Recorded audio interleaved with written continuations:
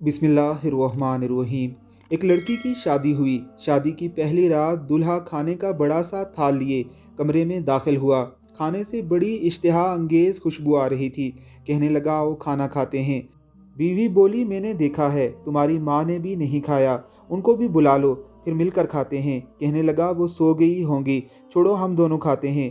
बीवी इसरार करती रही पर वो इस बात पर मुसर रहा। जब उसने शोहर का रवैया देखा तो तलाक का मुतालबा कर दिया।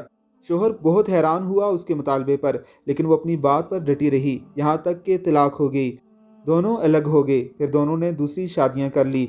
30 साल गुजर गए। औरत के बेटे हुए बहुत मोहब्बत करने वाले, बहुत आसूदा हाली थी। उसने इरादा किया कि हज करना चाहिए। सफ़र के दौरान बेटे उससे किसी मलका की तरह पेश आ रहे थे। पाँव ज़मीन पर लगने ना देते थे। सहराई सफ़र था। रास्ते में एक आदमी पर नज़र पड़ी, बहुत बुरी हालत में, भूखा प्यासा, बाल खचड़ी, कपड़े पुराने। बेटों से कहने लगी, इसे उठाओ, हाथ मुंह धुलाकर खाना खिलाओ पिलाओ। जब उस पर नज़र पड़ी तो जान गई वो उसका पहला शोहर था। कहने लगी, ये क्या किया वक्त ने तुम्हारे साथ? बोला, मेरी औलाद ने मेरे साथ भलाई नहीं की। कहने लगी, क्यों करती? तुमने वालदेन के साथ बुरा सलूक किया। मैं उसी दिन जान गई थी कि तुम माँ बाप के हुकूक अदा नहीं करते, इसीलिए मैं डर गई कि कल को मेरे साथ भी ऐसा ही होगा। ये देखो आज मैं कहाँ हूँ और तुम कहाँ।